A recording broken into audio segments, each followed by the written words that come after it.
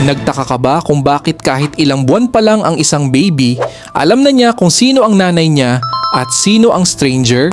Hindi lang ito basta pag-ibig. Ito ay isang high-tech na survival system na naka-install na sa utak nila bago pa man sila ipanganak. Pagkapanganak, ang paningin ng isang baby ay parang sirang TV, blurred at walang kulay. Pero heto ang matindi. Ang utak nila ay hardwired na hanapin ang pattern ng dalawang mata, isang ilong at isang bibig. Bakit? Dahil ang mukha ng tao ang pinakaimportanteng code na kailangan nilang ma-decode para mabuhay. Sa loob ng ating utak may tinatawag na fusiform face area. Sa mga baby, ang parteng ito ay parang supercomputer na nag-i-scan ng bawat anggulo ng mukha mo. Kaya nilang tandaan ang mukha ng tao kahit mas magaling pa sa isang CCTV.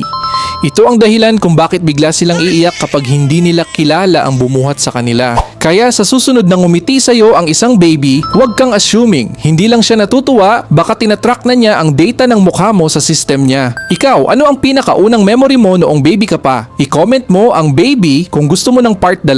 Huwag kalimutang mag-follow